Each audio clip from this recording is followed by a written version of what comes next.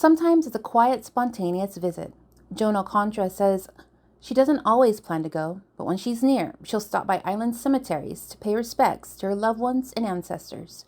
On this day, she stopped at the Vicente A. Limtiaco Memorial Cemetery, also known as Tiguac, at Nimitz Hill, and what she saw left her stunned. I didn't expect to see what I saw, but I still made my way, and it's very disheartening to see the grounds unkept, unmaintained.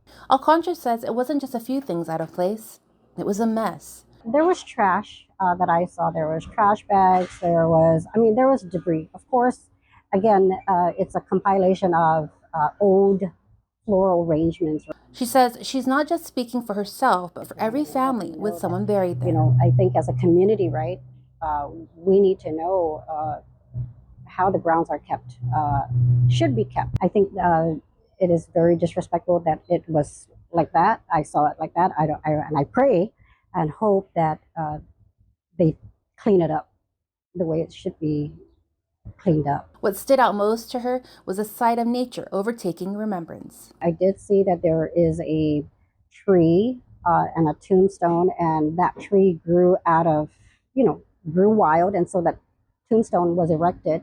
And oh my gosh, it's really sad because whoever that is, I just want them to know that they're not forgotten, and I do want to make sure that that is cleaned up. Following Alcantara's visit, KUAM sent a Freedom of Information Act request to the Department of Parks and Recreation, asking for the maintenance contract for the cemetery. Tiguac, the Limtiaco Cemetery, is under the purview of the Department of Parks and Recreation.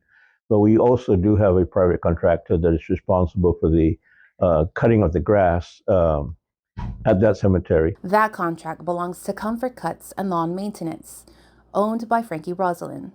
It calls for twice a month lawn service during the dry season, January through June, and 3 times a month during the rainy season, July through December. As far as upkeep with the trees and making more space for additional burials, that's DPR's responsibility. We try as best we could, and though we do have a contractor, we do come in every once in a while and assist where the contractor is not able to do so simply because of their contract.